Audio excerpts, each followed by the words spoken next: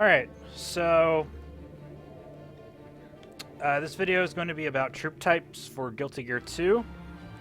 Since we've been having a lot of new players coming into the game lately, which is awesome. Thanks, guys. Welcome. Because the game was on sale for $2. And also because it's kind of a meme of, you know, Strive being down, so let's go play Overture, the best Guilty Gear game, you know. But people are actually kind of interested in enjoying the game, so which is really cool, and there's a lot of other people starting to come back, so that's awesome. Anyway, so this video is going to be about troop types. I have like an overview video I did of like all the main mechanics of the game, but I didn't go over troop types. So this video is going to be a more in-depth look into the different servant types in the game.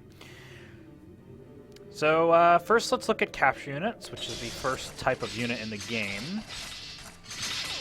So capture units, if you played the like second level of the campaign, you should know what capture units are. So they infinitely spawn from Master Ghosts and Ghosts.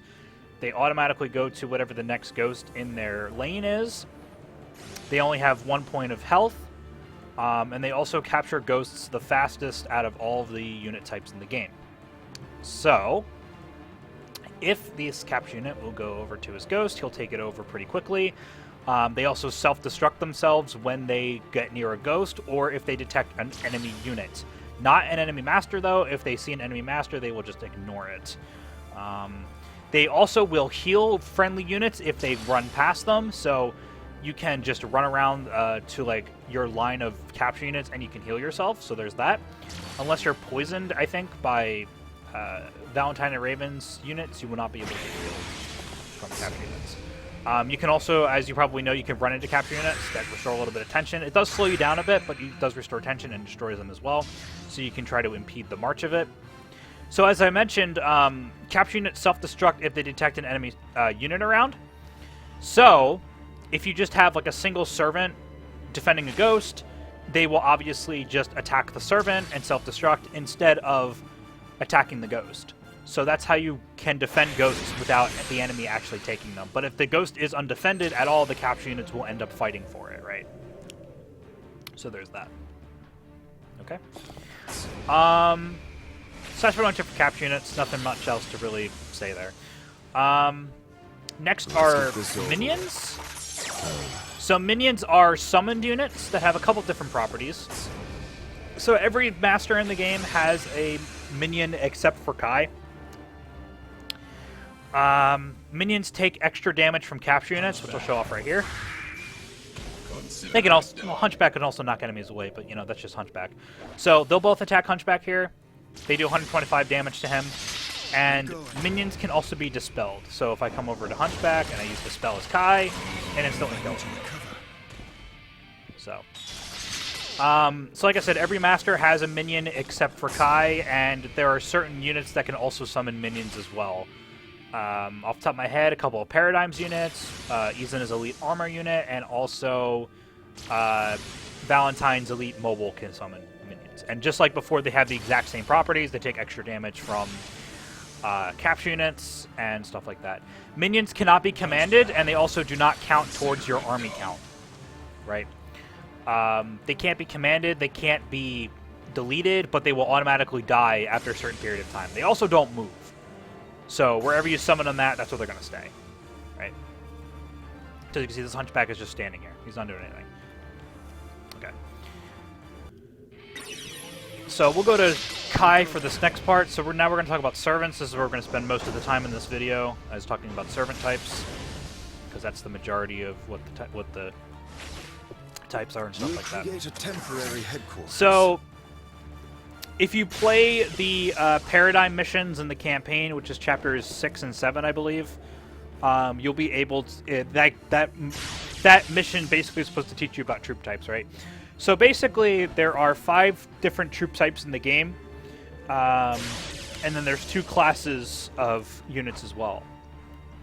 So the 5 troop types are melee, armor, mobile, magic, and ranged. And then there's normal servants, and then there's elite servants. Elite servants are kind of your hero or special units. They can only be summoned one at a time. They cost a lot of mana, but they're also very powerful and have a lot of abilities. So how the troop types affect combat. So basically, every troop type has their own unique properties, right? So melee units are basically all-arounders. They have average movement speed, average HP, average attack power, that kind of stuff.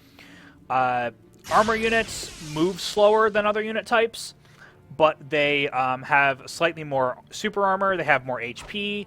They have higher attack power, but they also have much less range. So they're very tanky units. They're much more tougher to kill. Mobile units have slightly less HP than melee units and deal less damage, but they're also a lot faster. Magic units tend to move fairly slow, not super fast. They don't have a lot of attack power, but they have a lot of supportive abilities. And then ranged units have a lot of single target attack power, but they also have very little HP as well. And they sometimes have abilities that they can place down traps or grenades and stuff like that. Twin Trigger just has like a triple shot that knocks enemies away. But yeah. So how the type counters work. So if you look in their unit description, you can see what the unit is good against and what they're weak against. And every troop type deals a specific amount of multiplier damage to the one that they're good against. So, basically, so for the first 3 types of units, it's a rock, paper, scissors. So melee beats mobile, armored beats melee, and mobile beats armor. And then finally we have magic and range, which is a little different, and we'll talk about that in a little bit. So melee units deal 200% damage to mobile units and take only 50% damage from melee units. Okay? And melee units also deal 150% damage and take 150% damage from magic units, and I'll talk about that when we get to magic units more. Armored units deal 250% damage to melee units, so they actually deal more damage to melee units than melee units deal to mobile units, but, you know, it's not that big of a deal. And take 40% damage from melee units. So there's that. They also deal 300% damage to ranged units and take only 50% damage from ranged units. Mobile units deal 250% damage to armor units, take only 50% damage from armor units. They also, even though this is not listed, they deal 250% damage to ranged units, but take 100% damage from ranged units. So they deal extra damage to ranged units, but take the same amount of damage. They also deal 200% damage to magic units, but take 150% damage from magic units. Apparently, that's what it says in the wiki, so I'm going to go with that number. Now, magic units. Magic units are interesting, because magic units deal 500% damage to armor units. So they're hard counters to armor units, okay? So this is important for armies that don't have reliable mobile units, which is a lot of them. You can counter armor units with magic units, right? So for Soul, it would be Queen. For Valentine and Raven, it would be either P. Blanc Mage or Miss Tiramisu. For Izuna, it could be Miss Oyuki, stuff like that. So. Magic units also, like I said, with melee units, they deal 150% damage to melee units, to and from. So that's something to keep in mind. We already talked about what they do with range, with mobile units. And now ranged units are actually hard counters to magic units. So ranged units deal 500% damage to magic units, right? And they deal only, I think, 175% damage to melee units. So basically, to sum that all up, right? Melee units are your basic fodder units. You're going to be using them most of the time. They can handle themselves well in most situations, but they counter mobile units, but they die very fast to armored units, and ranged units they're weak against, but not super weak against. And magic units, they take, like, you know, the same damage and do the same damage from. Armor units are your hard counters to melee units. Right, these are slow units. They're more expensive, but they're much more tougher. Mobile units are your hard counters to armor units. You know, they counter armor units. They're a lot faster to move around, so they can get around a map a lot faster.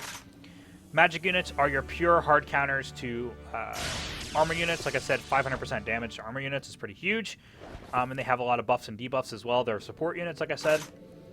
And ranged units are your single target damage units. They have low HP, but they're also hard counters to magic units.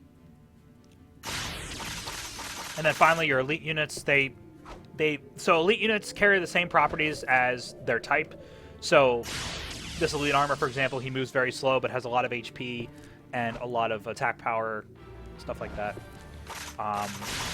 But, you know, they have their own abilities. They have more abilities, and they're more powerful, and they also, you know, they can only be summoned once at a time. So. I know that was a lot of information, kind of really quickly, but it's a fairly simple trade-off once you understand kind of what the ins and outs of each unit do. Let me rephrase that. Once you understand what the basic type counters are, you'll be able to figure it out. It's not too difficult. It's a lot of information kind of thrown at once, but if you play the game a lot or a decent amount, just do a couple exhibitions or whatever, you'll be able to figure it out pretty easily. Just know the big three, right? Melees, armors, and mobiles, and then magics, hard counter armors, ranged hard counters magic. That's pretty much all you need to know. Okay? That is all.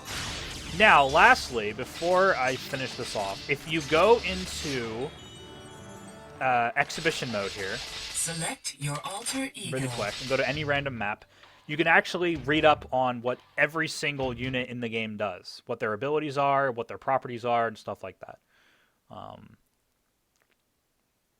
And there's also, I'll put a link in the description to the Did you know? Indra produces garbage to the wiki that also has this information about all the unit types. So if you pause and you go to rules here, and you scroll down, you can see what each of the unit types do, what their properties are. It gives you what minions are, capture units, and then if you scroll all the way down, it'll give you every single unit in the game, what their type is, what their abilities are, and a basic description of what they do. And of course, if you want to test out their abilities and stuff like that, and see how they fight with their AI, you can go into training mode and have them fight each other and see what they do. So there you go. So that's everything, I hope. If I missed anything, let me know. If you have any questions, just leave a comment. Yeah, that's about it.